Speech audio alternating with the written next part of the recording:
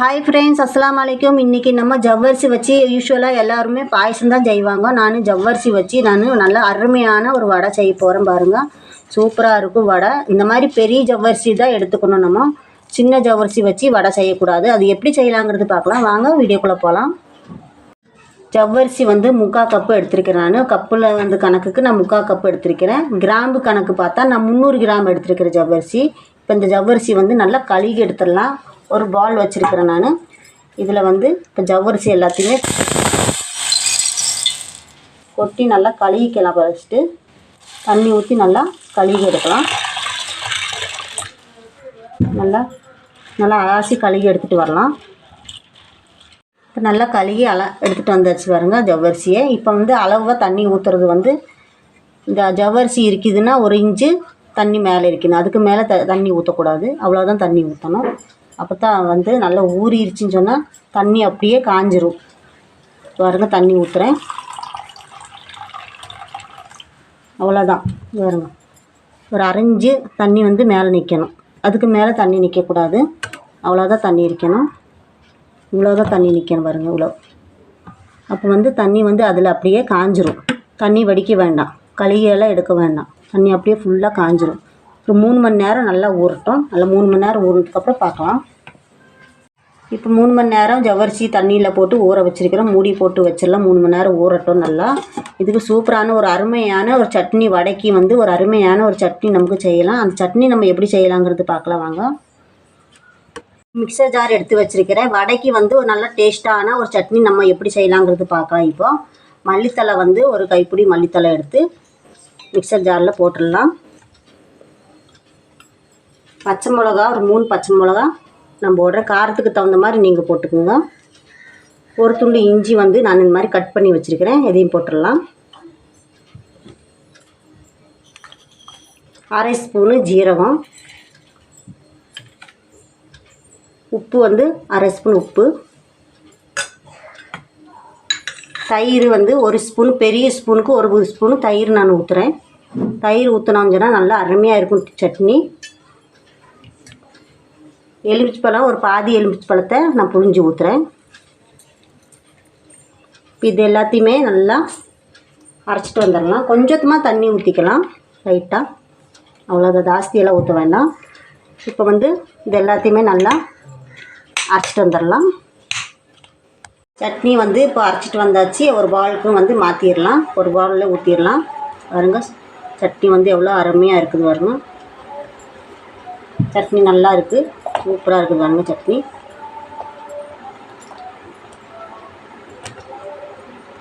இப்போ ஜவ்வரிசி 3 மணி நேரம் நல்லா ஊறிடுச்சு பாருங்க. நல்லா பொறுன்னு வந்திருக்குது பாருங்க. தண்ணியெல்லாம் நல்லா வற்றிடுச்சு பாருங்க. தண்ணியெல்லாம் நல்லா அதிலே காஞ்சிருச்சு பாருங்க. இதே மாதிரி இப்போ வேறு பாத்திரத்துக்கு இப்போ மாற்றிடலாம். நல்லா ஜவ்வரிசி ஊறிடுச்சு பாருங்க. நல்லா ஊறியாச்சு. இப்போ வேறு பாத்திரத்துக்கு மாற்றிடலாம். ஒரு பாத்திரம் வச்சு இந்த பாத்திரத்தில் ஒரு பெரிய பாத்திரமாக இந்த மாதிரி எடுத்துக்கணும். பாத்திரத்தில் இப்போ எல்லாத்தையும் கொட்டிடணும். இப்போ வேறு பாத்திரத்துக்கு மாற்றியாச்சு பாருங்க. நல்லா பொறுன்னு வந்திருக்குது. இப்போ மசாலா என்னங்கிறது போடுறது பார்க்கலாம். மிளகு பொடி 1 ஸ்பூன் போடுறேன் நான். 2 பச்சை மிளகா பொடியாக நறுக்கி வச்சுருக்கிறேன். 2 பச்சை மிளகா இதில் போட்டுடலாம். இஞ்சி நல்லா ஒரு துண்டு நான் சரவி வச்சுருக்கிறேன். 1 ஸ்பூன் இருக்கும். இதை போட்டுடலாம். 1 ஸ்பூனு ஜீரகம்,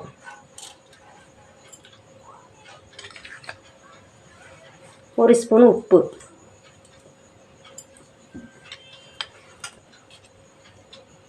வேர்க்கடலை நல்லா வறுத்து பொடி பண்ணி மிக்சரில் போட்டு இந்த மாதிரி எடுத்துகிட்டு வந்திருக்கிறேன் நான். இந்த மாதிரி தரன்னு தான் பொடிச்சிருக்கிறேன். ரொம்ப பொடிக்கக்கூடாது. இந்த மாதிரி பொடிச்சுக்கணும். இப்போ இது வேர்க்கடலையும் போட்டுடலாம். இதில்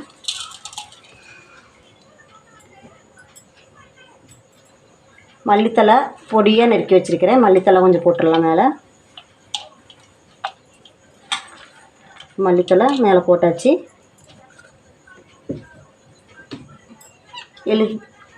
ஒரு பாதி எலுமிச்சை பழம் இதில் புழிஞ்சு ஊற்றுறேன்.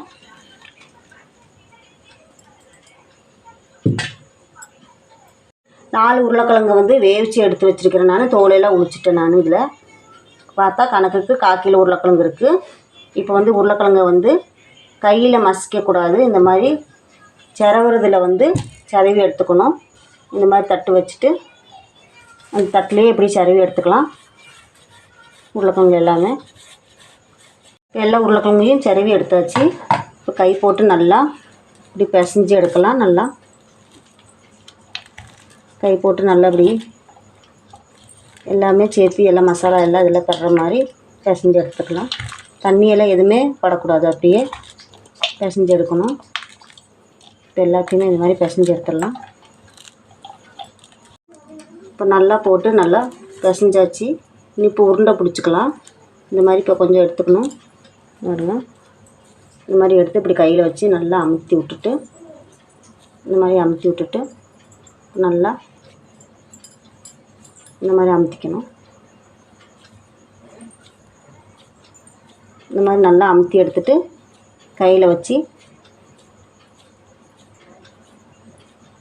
இந்த மாதிரி கையில் வச்சுக்கணும். இந்த மாதிரி லைட்டாக இப்படி அமுத்தி விட்டுறணும். இப்படி லைட்டாக அப்படி அமுத்தி கொடுத்துட்டு இந்த மாதிரி ஓரத்தில் எல்லாம் இப்படி தட்டி கொடுத்துடணும். இந்த மாதிரி தட்டி தட்டி கொடுத்தோன்னு சொன்னால் நல்லா எண்ணெயெல்லாம் நிறைய உள்ளே இறங்காது. பாருங்க,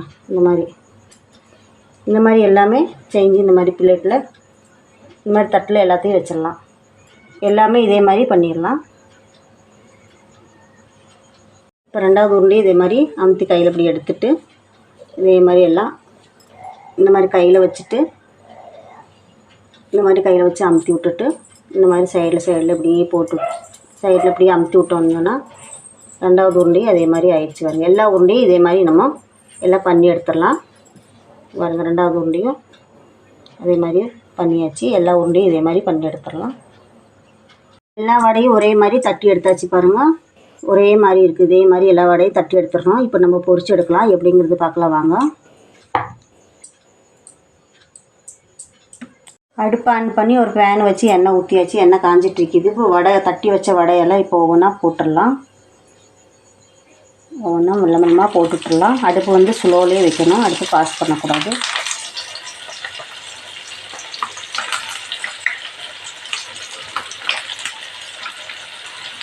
எல்லா வடையும் இது மாதிரி போட்டுட்டுலாம். கொஞ்சம் கொஞ்சமாக போட்டுடணும். அதிகமாக போடக்கூடாது. எடை எவ்வளோ இருக்குதோ இந்த மாதிரி போட்டுட்டுடணும். போட்டதுமே திருப்பக்கூடாது. 2 நிமிஷம் நின்றுட்டு திருப்பிக்கலாம்.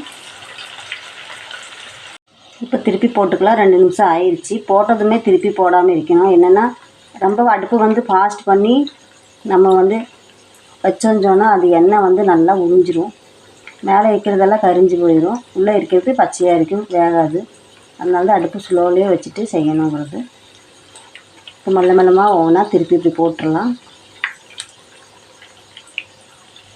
எல்லாம் திருப்பி இப்படி போட்டுட்டு அப்புறம் 2 நிமிஷத்துக்கு அப்படியே விட்டுடலாம். இனி வேகட்டும்.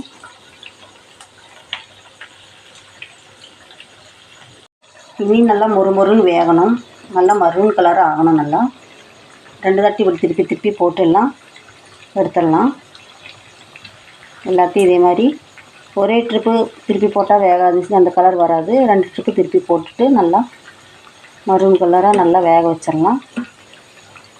நல்லா மொறுன்னு வேகணும். இந்த மாதிரி எல்லாத்தையும் திருப்பிடலாம். அப்போ தான் நல்லா மொறுன்னு வரும். ஒரு 5 நிமிஷம் கூட அப்படியே விட்டுடலாம்.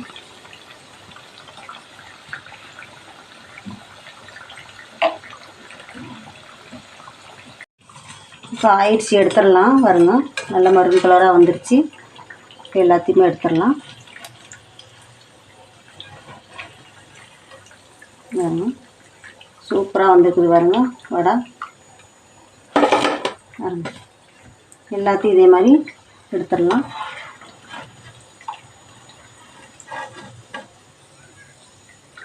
பாருங்க, நல்லா வந்திருக்குது. பாருங்க, அது எல்லாத்தையும் எடுத்தாச்சு. இதே மாதிரி எல்லாத்தையும் சுட்டு எடுக்கலாம். இப்போ 2வது ட்ரிப்பு போட்டதும் ஆயிடுச்சு. இப்போ எடுத்துடலாம். பாருங்க, நல்லா மொறுன்னு வந்துருச்சு. இதையும் எடுத்துடலாம். சூப்பராக வந்திருக்குது. பாருங்க, இதே மாதிரி நீங்களும் செஞ்சு பாருங்கள். நல்லா ருசியாக இருக்கும், நல்லா டேஸ்ட்டாக இருக்கும். அந்த 2 ட்ரிப் எடுத்ததும் போடுறேன் நான்.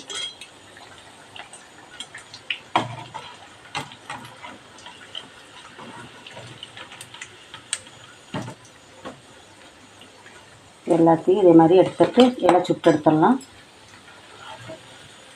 பாருங்க எவ்வளோ செம்மையாக வந்திருக்குது பாருங்க.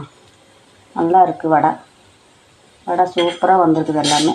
இதே மாதிரி நீங்களும் உங்கள் வீட்டில் செஞ்சு பாருங்கள், நல்லா டேஸ்ட்டாக இருக்கும். ஜவ்வரிசி வடை ரெடி ஆயிடுச்சு பாருங்கள். சூப்பராக இருக்குது. வடை வந்து நல்லா மொறுன்னு வந்திருக்குது பாருங்கள். இதே மாதிரி உங்கள் வீட்டிலே நீங்கள் ட்ரை பண்ணி பாருங்கள்.